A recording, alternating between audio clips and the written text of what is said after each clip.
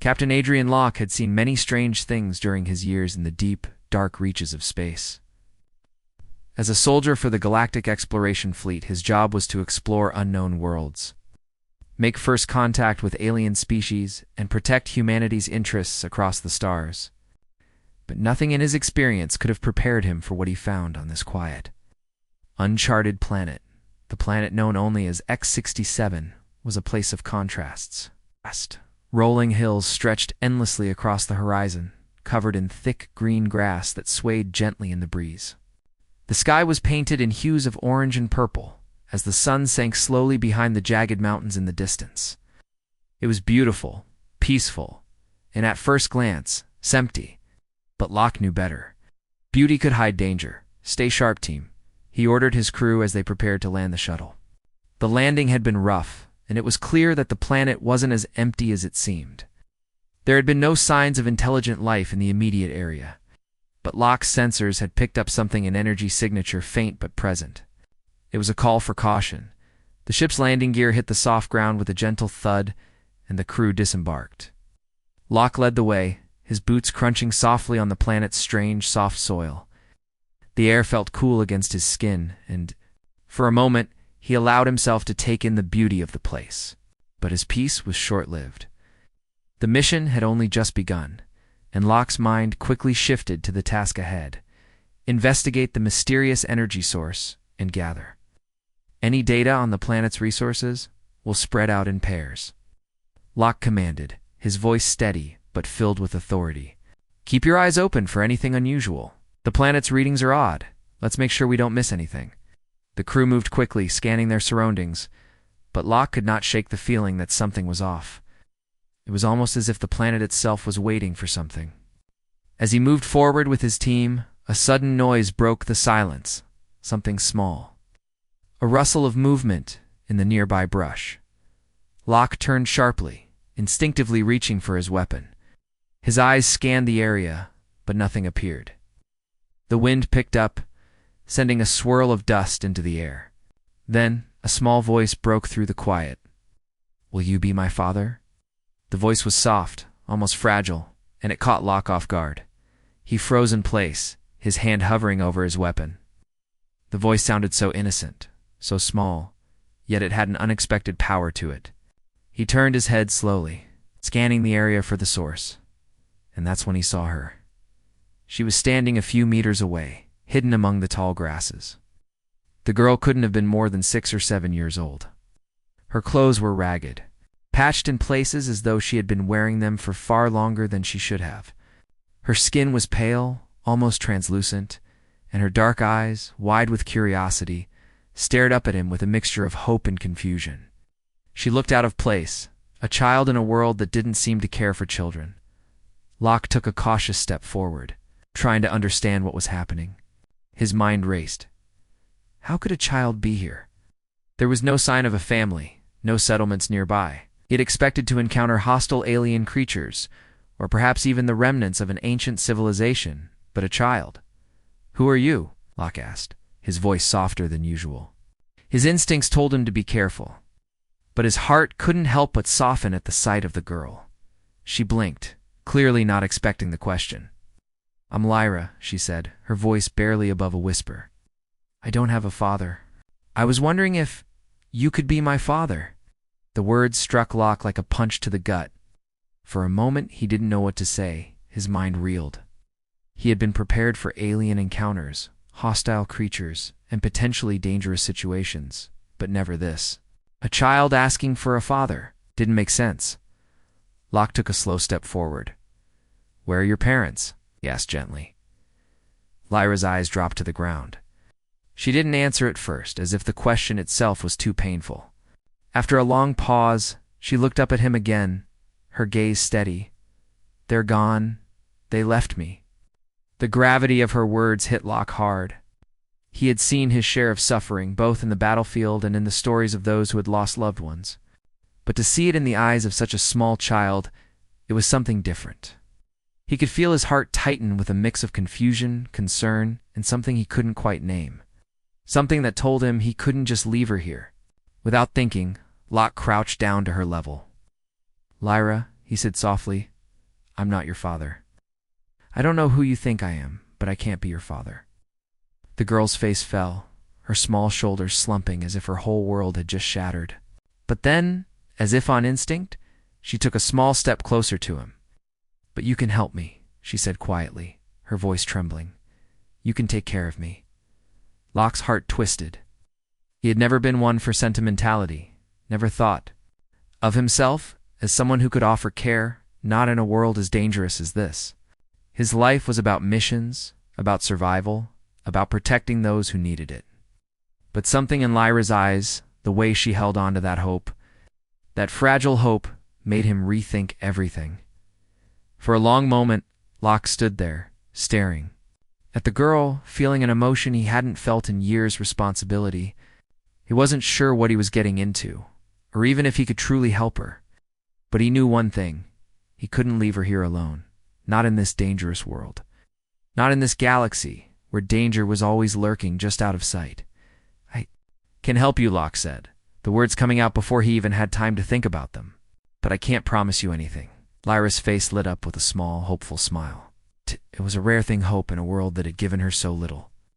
She took another step toward him, and this time her hand reached out to touch his sleeve. Thank you, she whispered. Locke didn't know what the future held for them.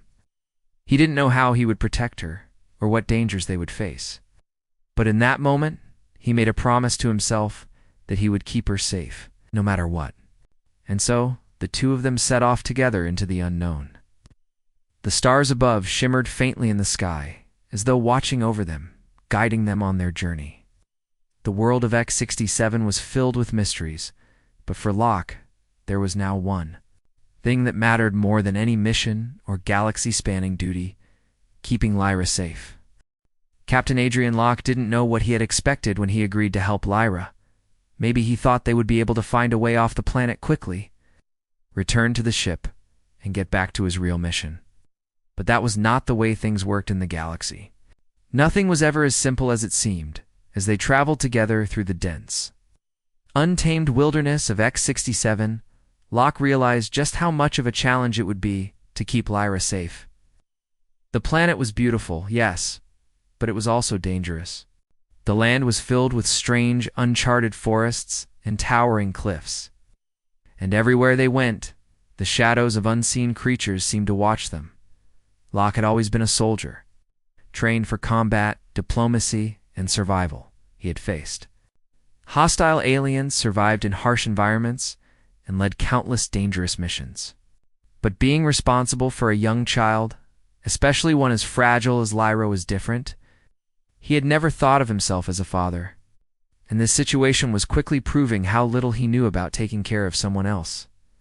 Despite the challenges, Lyra never complained. She was quiet, but there was something about her that kept Locke from giving up. She was resourceful, surprising him with her knowledge of the planet's terrain and its hidden dangers. Every time they came across an obstacle, Lyra would think of a solution, sometimes before Locke could even come up with one. One afternoon, they came across a wide river that cut through the land like a silver snake. The current was strong, and there was no obvious way to cross. Locke had just begun to think about finding a bridge or making a raft when Lyra spoke up. I think we can use those vines, she said, pointing to a thick cluster of long, hanging vines that were draped over a nearby tree. I saw something like this once when I was with my people. We can swing across. Locke raised an eyebrow, impressed by her idea. You think they'll hold us? He asked. Lyra nodded confidently. I've seen them hold bigger things before.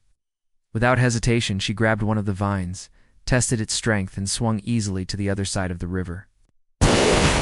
Watched in surprise as she landed gracefully on the far bank, her small form barely making a sound.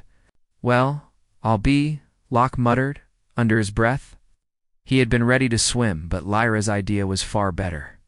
He followed her lead, using the vine to swing across, strong current below reminding him of the dangers that lurked in this alien world. As they continued their journey, Locke noticed something else about Lyra. It wasn't just that she was clever or brave for her age, she was also unusually calm, considering everything she had been through. The loss of her family, the sudden violence of her world, and now the uncertainty of their travels would have broken most children, but not Lyra. She moved forward with quiet determination, her steps steady and sure, even when they faced more dangers. Like the sudden thunderstorms that would rage across the landscape, Lyra remained composed. During one particularly bad storm, when the wind howled and the rain fell in sheets, Locke found himself huddled in a small cave, his back to the rocks, trying to keep warm. Lyra, despite being smaller and younger, didn't seem frightened. She curled up beside him, staring out into the storm as if she had seen this sort of thing before. "I used to hate storms," she said, breaking the silence. "They scared me when I was little. But now, they just remind me that there's always something bigger than me, something I can't control." Locke glanced down at her, surprised by her maturity. She was too young to be carrying such heavy thoughts. But there was something about the way she spoke that made Locke feel like she had already learned things he had only just begun to understand. "I think you're right," Locke said softly. "We can't control everything, but we can control how we face it." Lyra looked up at him then, her eyes wide and serious. "You're like the father I never had," she said simply. Locke felt a lump form in his throat. The words hit him harder than he expected. He wasn't a father, didn't know how to be one. He was just a soldier, trained to follow orders and make tough decisions. But now, here was Lyra looking at him, as if he were the only person in the world who could protect her. He reached out and ruffled her hair gently, trying to hide the emotion that threatened to overwhelm him. "I'll always do my best for you, Lyra. You can count on me." Locke realized something he hadn't expected. He'd never thought of himself as a protector, but with Lyra by his side, he felt a deep sense of responsibility. She wasn't just a child lost in the wilderness. She was someone who had been through more pain than most people would ever understand. And she had come through it with strength. And now she was trusting him to guide her through the unknown.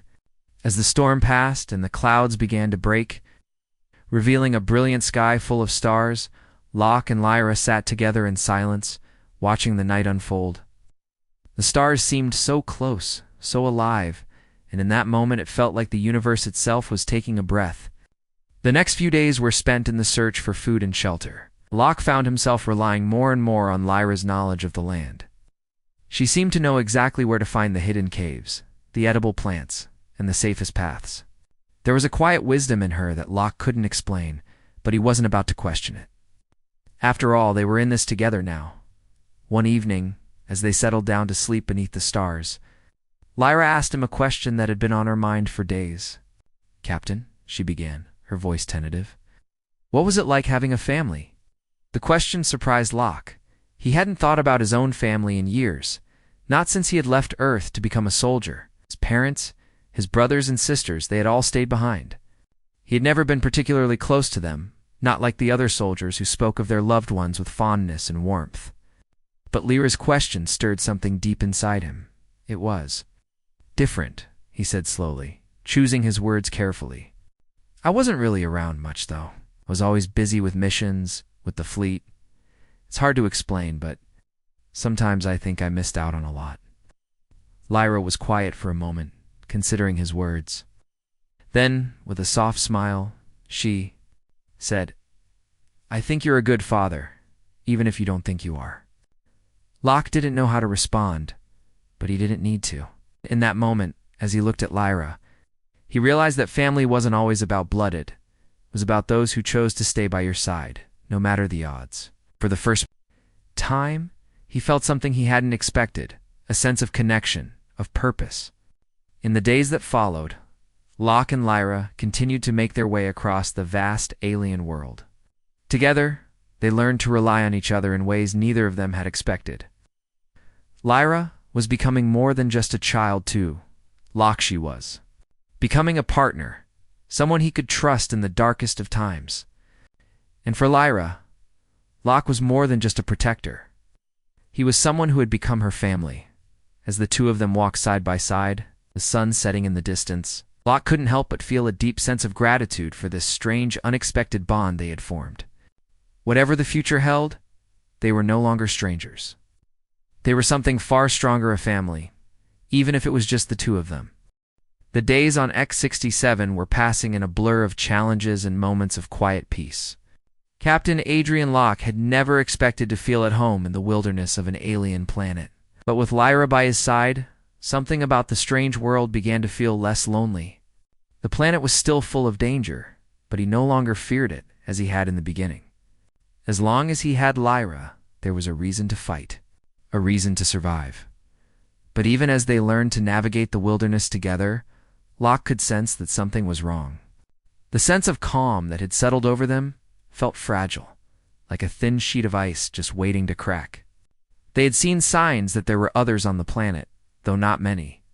Small ruins in the distance, odd footprints in the dirt, and strange, far-off sounds had begun to echo through the forest. Locke's instincts told him they weren't alone. One evening, as the sun began to dip below the horizon, the ground shook beneath their feet. It was subtle at first, just a low vibration, but it grew stronger by the second. Locke and Lyra froze, eyes wide with confusion. "What is that?" Lyra asked, her voice barely a whisper. "I don't know," Locke replied, scanning the surroundings. His hand instinctively moved to the weapon at his side, though he knew that wouldn't help much against whatever this was. The ground shook again, this time harder, and then without warning, the sky above them lit up with bright streaks of light. Blinding flashes of fire shot across the heavens, followed by an explosive rumble. "Get down!" Locke shouted, pulling Lyra to the ground. He instinctively shielded her with his body, even though he knew there was nowhere safe to hide. The sky was alive with movements, sudden streaks of light cutting through the clouds, each one carrying with it a deafening boom. "I've never seen anything like this before," Locke muttered, his heart pounding in his chest. He was a soldier, trained to face almost any kind of threat, but this was something different. This was not just a storm. This was something far worse. Lyra looked up at him, her wide eyes reflecting the fire in the sky. "What's happening, Captain?" "I don't know," Locke said, his voice grim. "But we need to move now." They scrambled to their feet and ran, weaving through the trees as the storm raged above them. It felt like the very air around them was alive with energy, crackling with the power of the strange lightning that had begun to fall like rain. Locke's mind raced. He had no idea what was going on, but one thing was clear. This wasn't just a natural disaster. There was someone or something behind it. As they reached the edge of the forest, the two of them stopped to catch their breath. Locke looked around, his eyes narrowing as he spotted something in the distance. Smoke. Thick. Dark clouds of smoke rising into the sky. "We need to find out where that's coming from," Locke said. Pointing toward the smoke, Lyra nodded, still looking up at the sky. "It's not safe here," she said quietly. Locke agreed. They could not afford to wait and wonder. They had to find answers and fast. They made their way toward the smoke, pushing through the thick underbrush. Their steps swift but cautious. It took them a few hours to reach the source of the smoke. When they arrived, what they saw was not what Locke had expected. A large high-tech structure stood in front of them, hidden deep in the forest. It was sleek and metallic, with sharp, angular edges that didn't belong on a planet like this. It looked as though it had been built by an advanced civilization, far more advanced than anything Locke had seen before. "This isn't good," Locke muttered under his breath. He didn't know whose structure this was, but the signs were clear. They were not alone on this planet. Someone had been here before them. They crept closer to the building, staying in the shadows, careful to avoid detection. As they neared the entrance, they saw movement figures in dark armor, walking back and forth, patrolling the perimeter. Locke's heart sank. "They're here," he said softly, his eyes narrowing. "The natives. They must have found us." Lyra looked up at him, her face pale. "What do we do?" Locke didn't answer right away. He knew that they couldn't take on the whole group, not with just the two of them. But he couldn't leave now, not after everything they had been through. They needed to find out what was going on. They needed to understand who these people were and what they wanted. "We stay hidden," Locke said, his voice low. "We keep out of sight until we know more. But we're not turning back now." They continued to move through the shadows, staying low to the ground, careful to avoid detection. As they crept closer to the structure, Locke saw something that made his blood run cold. A large, glowing symbol on the side of the building. It was unfamiliar, but it sent a shiver down his spine. It was a mark of power, something he had seen before in the darker corners of the galaxy. This was not just any group of natives. Who are they? Lyra asked, her voice full of fear. I don't know, Locke replied, his mind racing.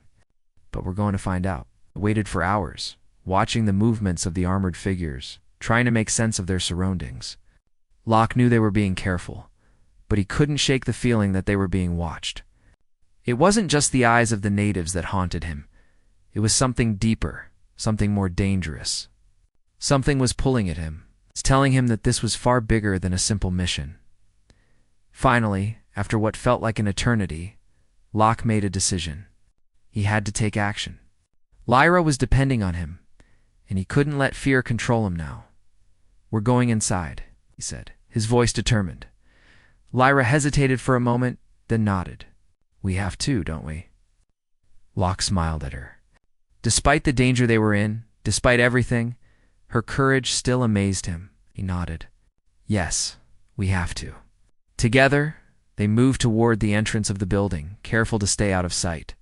They managed to slip inside through a narrow opening on the side, just as one of the guards turned away. The inside of the structure was much bigger than it appeared from the outside, filled with dark corridors and strange, humming machines. Locke's mind raced as they moved deeper into the building. What had they stumbled upon? And more importantly, who were these people? He didn't have answers yet, but he was determined to find them. The mystery of the planet, the storm, the strange energy, everything was leading him somewhere. And he was not going to stop until he understood the truth. After some time, they reached the central chamber of the building, where they found a large table surrounded by figures in dark robes.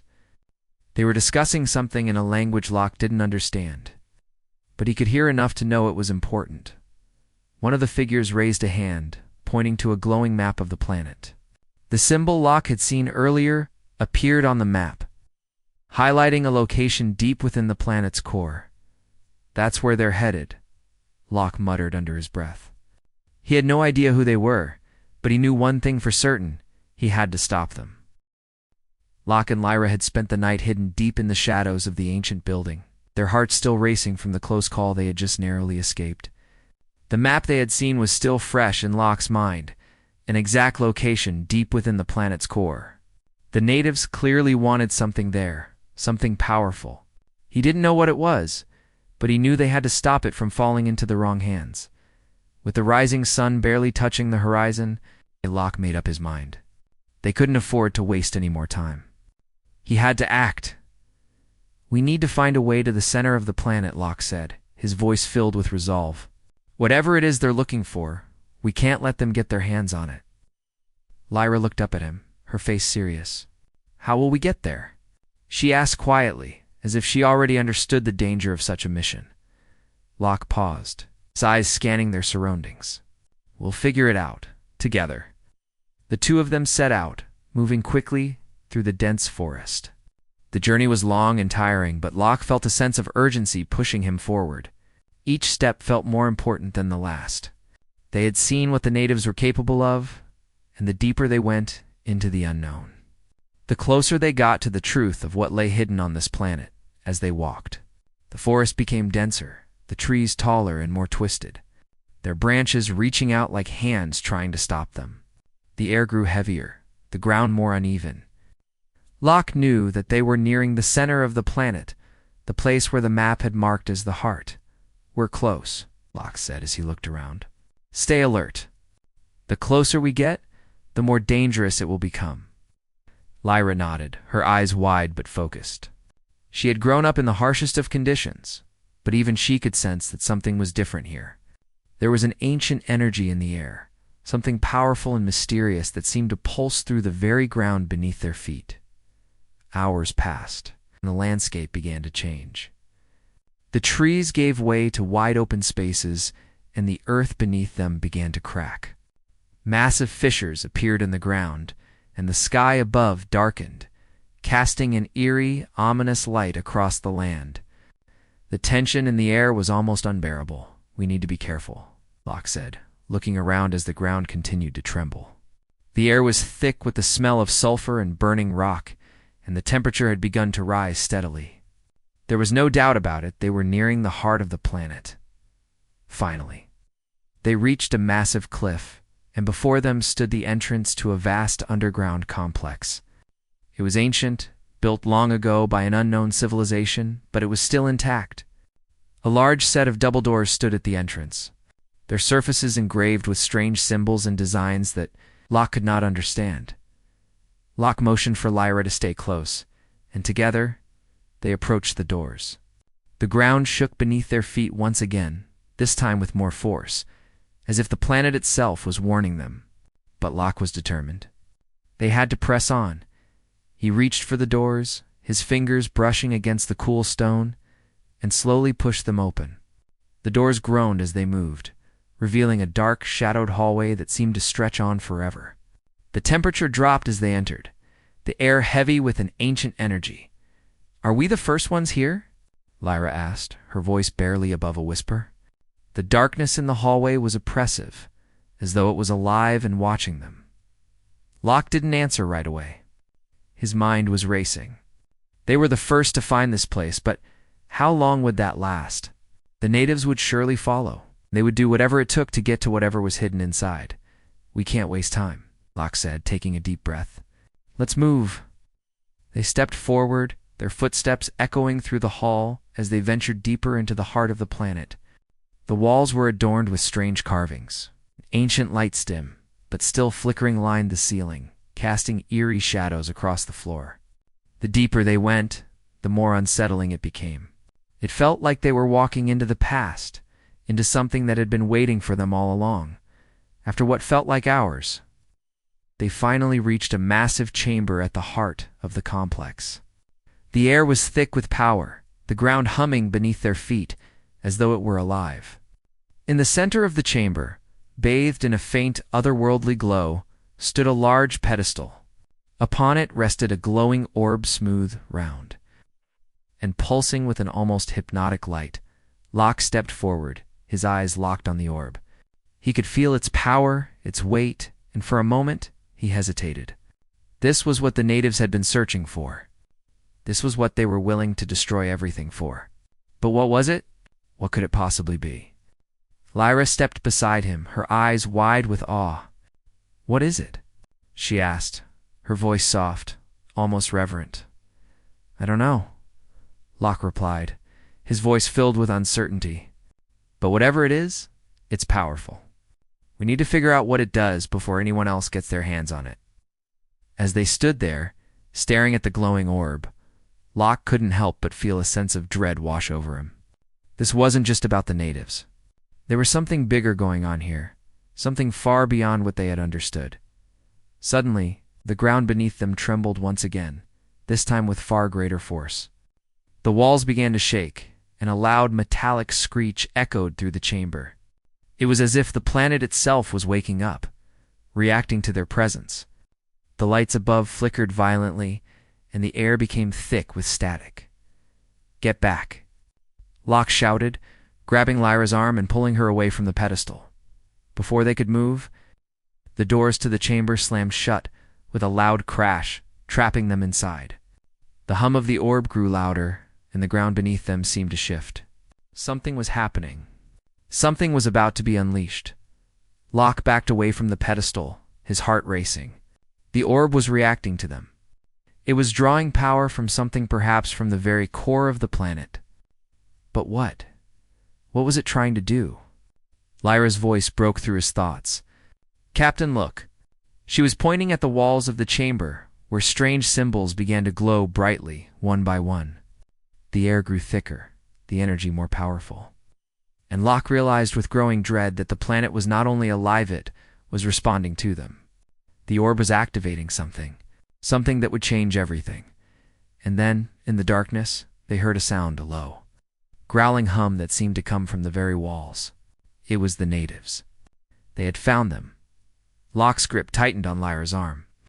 "We need to leave. Now." But it was already too late. The chamber was alive with energy, and the door was sealed.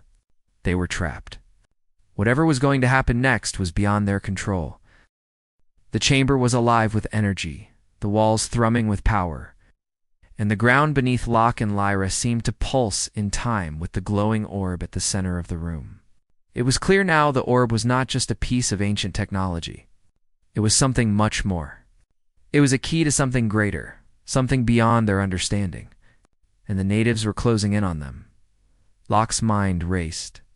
The doors had slammed shut, trapping them inside the chamber, and the air had thickened with a static charge. The lights above flickered erratically as the energy in the room grew stronger. His heart pounded in his chest as he looked at the orb. It was glowing brighter now, and the strange symbols on the walls of the chamber were all lit up, casting eerie shadows across the room. "We have to get out of here," Locke said, his voice urgent. He pulled Lyra close, his grip firm but gentle. "But we can't let the natives get their hands on that thing." Lyra's face was pale, her wide eyes reflecting the glow of the orb. "What is it, Captain? Why is it glowing like that?" Locke shook his head, his own thoughts swirling. "I don't know, but it's dangerous. We need to figure out how to stop it before it's too late." Just then, the low growl that had filled the air earlier returned, growing louder this time, as if the very walls of the chamber were alive. The ground trembled again, and Locke could feel the building structure shifting around them. The natives were close, and they weren't the only threat. Locke's mind snapped into focus. He had to act quickly. The orb, the strange energy, the symbols, everything was connected. He remembered the strange map he had seen in the building earlier, and a thought crossed his mind. The orb might be a part of some larger mechanism. A system built to harness the power deep within the planet.